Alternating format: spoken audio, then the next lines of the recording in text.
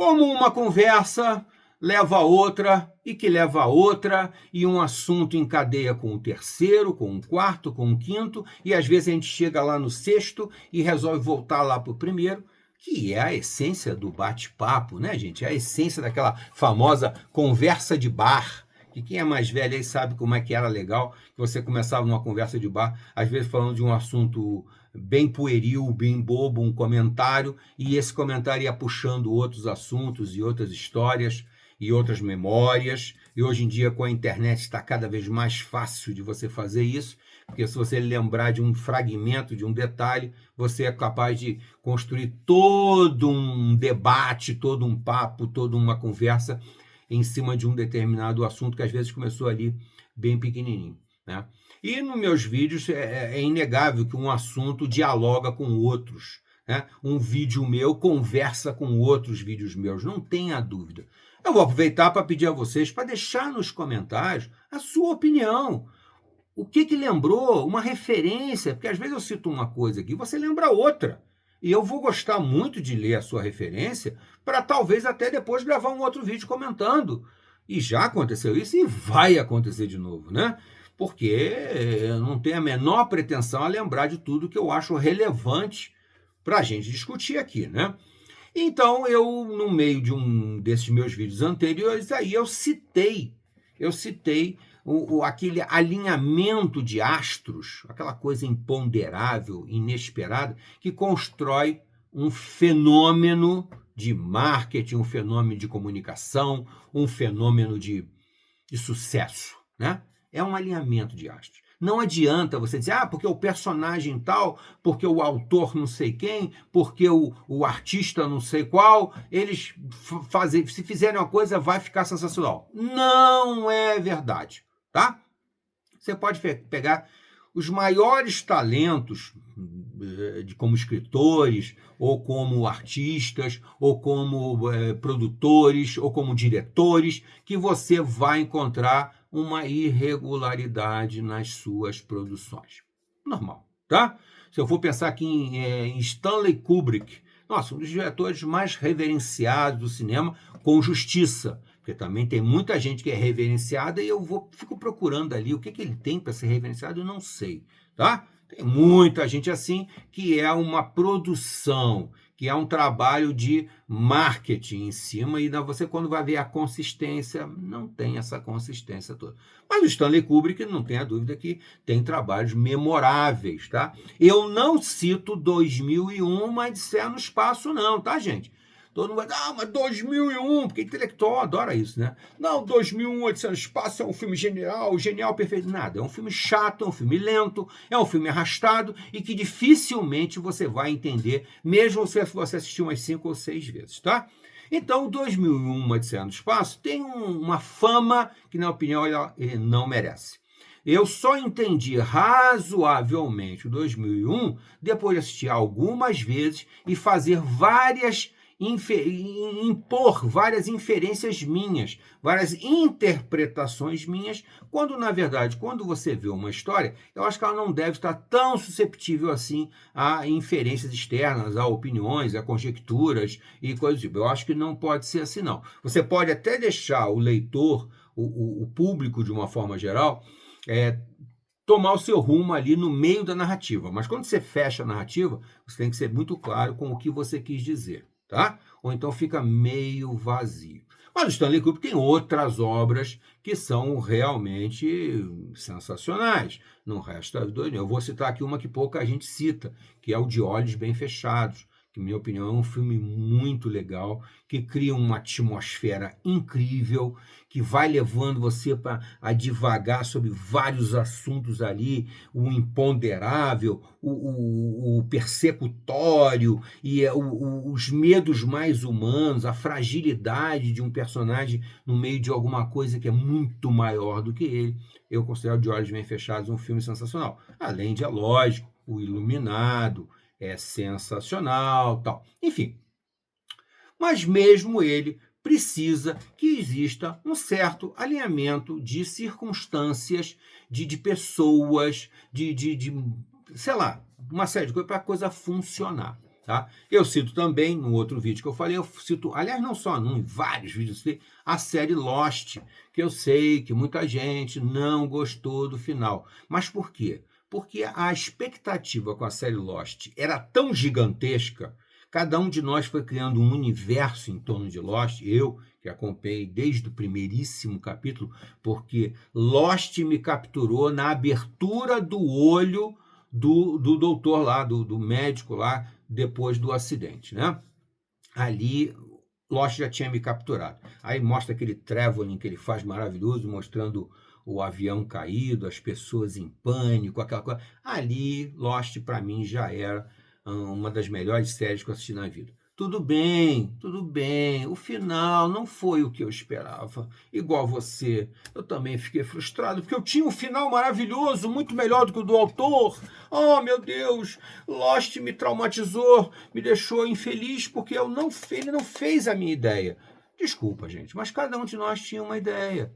Muitas ideias eram muito boas, mas ele realmente buscou a solução mais simples, a solução mais prática, que na verdade era a mais óbvia.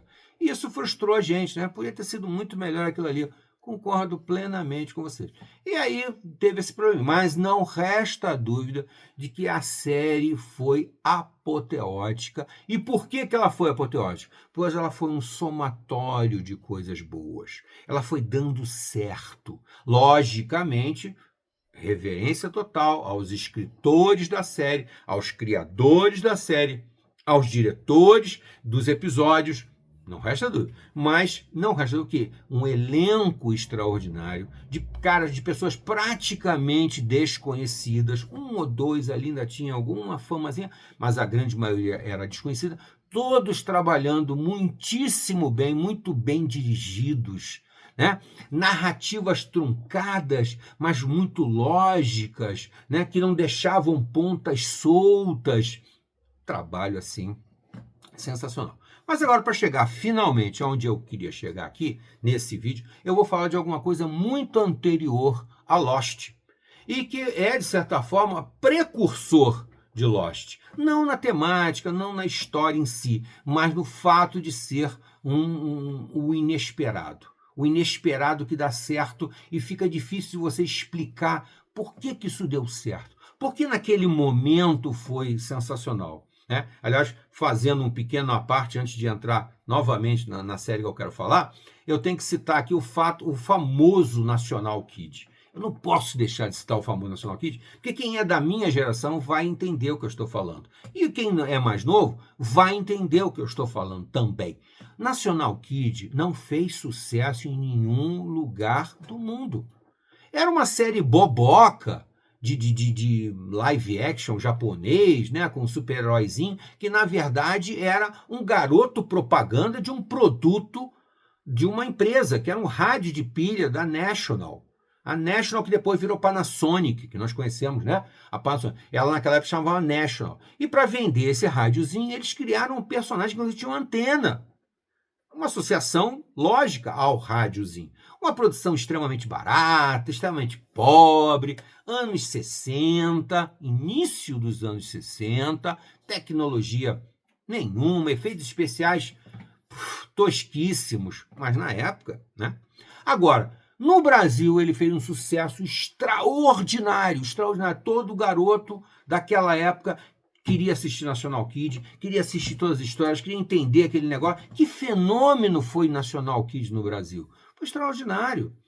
Reza a lenda, não sei se é verdade, que no dia em que o National Kid ia revelar a identidade secreta dele, no último episódio, como se todos nós já não soubéssemos a identidade secreta dele, porque estava óbvio desde o início que o professor Masao Ata saía de cena sempre que o National Kid aparecia, o National Kid saía sempre que o Masao Ata reaparecia, mas dizem que nesse dia o Brasil parou. Eu acho um tremendo exagero, é claro isso, né? No máximo, talvez, a capital brasileira onde ele estava sendo exibido, né? São Paulo ou Rio de Janeiro, porque naquela época o Brasil não era mais do que isso, você tinha que raciocinar, não que não existissem as outras capitais já, gente, pelo amor de Deus, só que era uma coisa de comunicação muito distante, não havia esse negócio de rede nacional, que hoje em dia nem se fala mais, já é velho, né? Mas naquela época não havia nem a rede nacional. Então o que era exibido em uma cidade não estava sendo exibido em outra. Não tinha isso, tá? Então talvez tenha havido algum movimento de todo mundo ir para casa para ver o último episódio National Kid no Rio de Janeiro ou em São Paulo. Talvez, tá? Mas de qualquer forma, foi um fenômeno, porque nós vimos pintados, por exemplo, nos muros das ruas do Rio de Janeiro, de São Paulo, o selacanto provoca o maremoto. Quem tinha mais do que uns 15 anos de idade, 16 anos de idade, não ia saber o que aquela frase quer dizer. Hoje em dia, ninguém mais lembra disso, exceto quem é da minha época. O selacanto provoca o maremoto. Da mesma maneira que a famosa frase que ficou famosa pelo tio Ben, do Homem-Aranha, com grandes poderes vem grandes responsabilidades, né? Que saiu de uma história em quadrinho, basicamente, né? Existem referências anteriores literárias, tá, gente? Mas quem tornou isso famoso foi o Stan Lee, pela voz do tio Ben, do Homem-Aranha, tá? Da mesma maneira, o selacanto provoca o maremoto é uma frase do National Kid, que virou kit na época, que virou moda, que virou uma febre, né? Aquilo era assustador, aquilo era estranhíssimo para nós. Então houve uma conjuntura de eventos, de fatalidades, de coisas imprevisíveis que fizeram com que o National Kid fizesse sucesso extraordinário no Brasil. Né? Para o Japão, aquilo era idiotice, para os americanos aquilo não valia nada, mas no Brasil aquilo ali era muito estranho. Aqueles incas venusianos com aquelas orelhas assim, sabe? E aquele voo deles que eles voavam. Não voavam que no Super-Homem, não. Nem como o National Kid que voava. Não, eles voavam assim, fazendo um movimento com o braço assim. Era tosco, mas aquilo criava um mistério. Os selacantos, meu Deus, todos fantasiados de carrasco.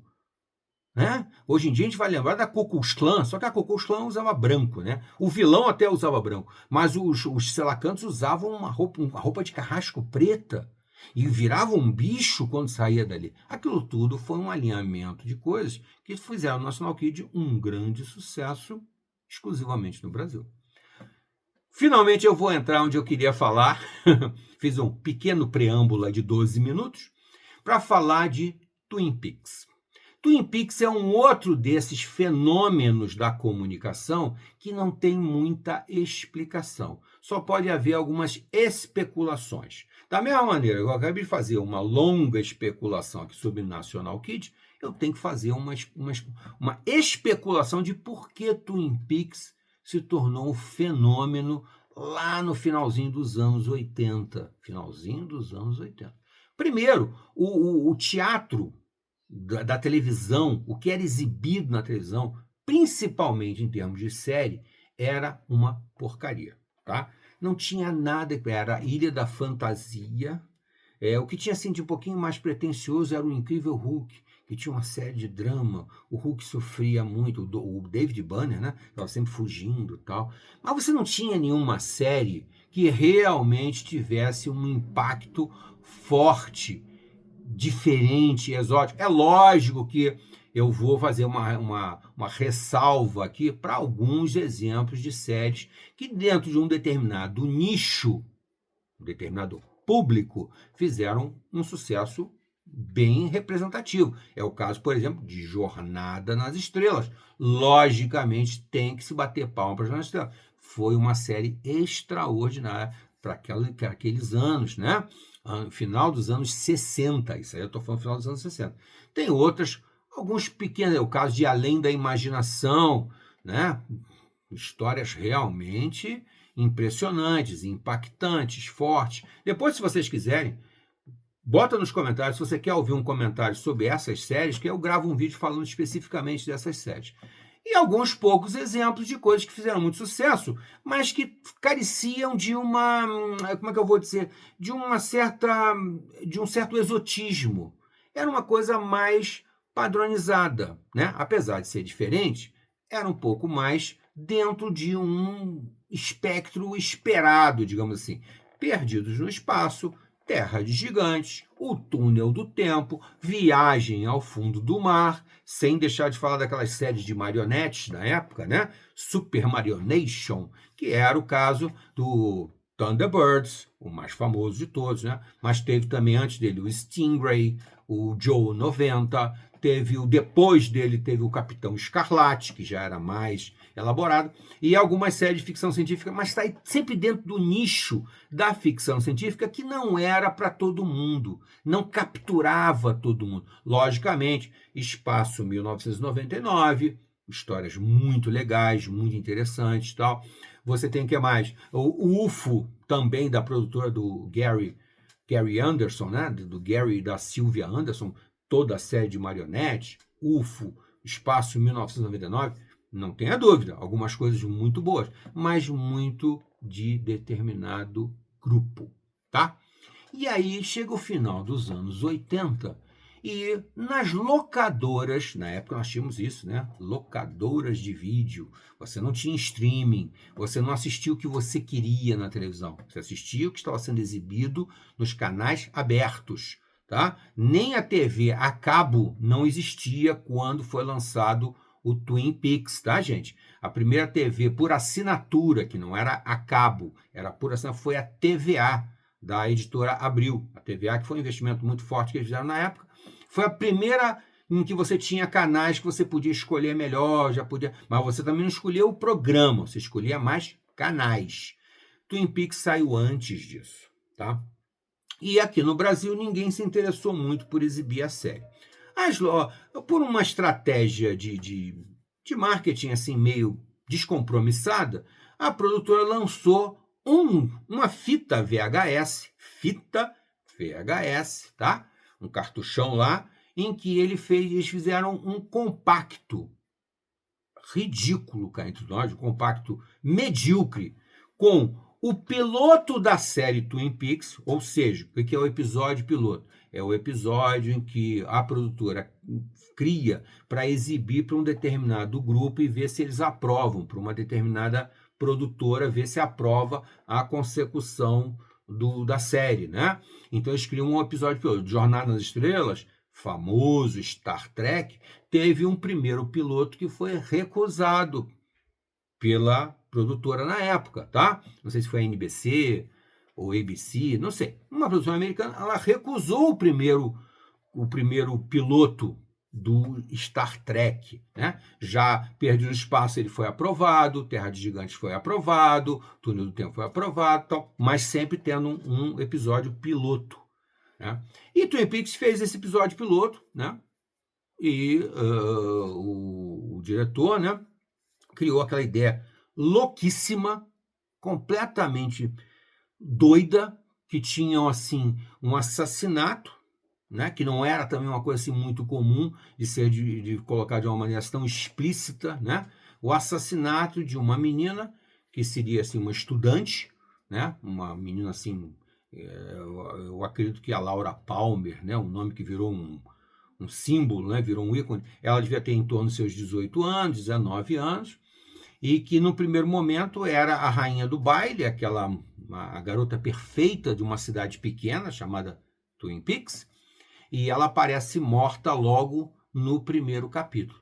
E a partir dali se desenvolve uma história que vai para muito além do assassinato da Laura Palmer. Tá? É lógico que aquilo ali é a mola propulsora para contar a história. Porém, a história não é da Laura Palmer. Não, é a história da cidade. Por isso, muito apropriadamente, ele botou o nome da série com o nome da cidade, Twin Peaks. Né? E realmente, aquele episódio piloto causou um impacto em mim que eu fiquei louco para saber o que era aquilo. Porque o que eles fizeram com o episódio piloto? Eles vão contando o episódio piloto, que não revela nada, que não conta nada, e depois eles jogam 2 ou 3 cenas do final da série naquela fita cassete, naquele episódio piloto, somando o episódio piloto uma solução tosca, idiota, incompleta, absurda. E eu fui até o último minuto achando, mas vai acabar agora, e acabou. E eu não entendi nada. Fiquei sem entender nada. Ficou completamente perdido, aquele famoso episódio piloto. Aí, como aquela fita de cassete despertou interesse em muita gente, é mais um daqueles negócios que eu digo, é o imponderável, é o imprevisível, é o inesperado, aquela fita ali fez com que a TV Globo encomendasse a série e passasse a exibir. Mas mesmo assim, não acreditando na série, achando que o povo brasileiro não ia acompanhar aquilo era muito maluco, não fazia sentido nenhum, os personagens eram meio esquisitos, meio estranhos, tinham uns vícios, uns cacuetes, umas coisas, falavam às vezes de uma maneira meio esquisita, todo mundo era meio esquisito naquela série e tal. E eles trouxeram, né, o Twin Peaks para cá e começaram a exibir num horário horroroso, num horário de quem não acredita mesmo, de quem quer detonar aquela porcaria. Isso aí não presta. Passaram a exibir o Twin Peaks de uma forma inconstante no domingo à noite depois do Fantástico. Aliás, acho que depois ainda tinha um negocinho de futebol, uma coisa assim, e depois entrava o Twin Peaks. Era um horário que nunca batia, nunca era no mesmo horário, e um horário muito tarde, no domingo à noite, que todo mundo tem que acordar cedo no dia seguinte. E quem ficava acordado até aquela hora não ficava em casa, estava na rua, estava fazendo alguma coisa, estava numa boate, numa coisa assim doida qualquer. E a série, a despeito de tudo isso, criou uma legião de fãs. Foi uma coisa assim completamente imprevisível, alucinada. Como é que eles conseguiram fazer aquilo ali se tornar um sucesso no Brasil? Ninguém acreditava, sinceramente ninguém. Nos Estados Unidos, a série fez sucesso, mas não foi o mesmo sucesso que fez no Brasil. No Brasil, aquilo ali era esquisitíssimo, estranhíssimo, e a gente foi até o último episódio, uma série até curta, não me lembro se chegou até... A primeira fase eu acho que tem 15 episódios, 12 episódios, coisa assim. A segunda fase tem mais uma meia dúzia, tal, mas aí já entra um outro enredo, a primeira fase encerra a morte da Laura Palmer, resolve o mistério da morte, mas no meio ele vai revelando uma série de personagens extremamente estranho, esquisito, misterioso, cativante, sabe? Extraordinário. E, logicamente, a direção do elenco foi sensacional, os artistas foram extremamente talentosos. Um detalhe interessante é que o diretor convidou só mulheres muito bonitas. Então, um detalhe do Twin Peaks é que tem 4 ou 5 atrizes, assim, muito bonitas, e quase todas elas ficaram famosas a partir de Twin Peaks. Eram praticamente desconhecidas, e dali elas conseguiram a projeção, porque a série fez muito sucesso. Inclusive a própria Laura Palmer, né? A atriz que faz a Laura Palmer. Eu não estou citando muito aqui os nomes e tal, porque isso aí hoje em dia pela internet você descobre o que você quiser. O que eu quero destacar para vocês são as circunstâncias com que aconteceram no Twin Peaks e talvez deixar você curioso para tentar assistir a série. Não é tão difícil assim. A série está disponível em muitos streamings aí, é uma série bem fácil de você achar. Existe Blu-ray, existe DVD, existe um monte de coisa dessa série. É uma série realmente especial, sensacional e que, de certa forma, funcionou por um alinhamento de astros, um alinhamento do imponderável que foi fazendo a coisa se encaixar e fluir de uma maneira muito interessante. Da mesma maneira esdrúxula, estranha aconteceu com o National Kid, ou da mesma maneira totalmente inesperada, aconteceu com Lost, apesar de que Lost, você vai dizer assim, não, mas Lost já foi uma produçãozinha mais cara, os autores já acreditaram mais aquilo ali tinha uma possibilidade de dar certo. Só que não resta dúvida que Lost é uma ruptura com tudo que havia antes. As séries que haviam antes de Lost não tinham a mesma grandiosidade, a mesma grandiloquência, né? As mesmas pretensões do Lost. O Lost rompeu paradigmas, rompeu parâmetros. Da mesma maneira, isso em 2000 e... Agora não vou me lembrar direito, acho que Lost é 2002. Já o Twin Peaks fez isso em 1978. Né? Inclusive, se você está indo ver Twin Peaks, não espere ver uma superprodução do nível de Lost. Não é. Ou dessas mais modernas, então, aí que são cada vez mais superproduzidas.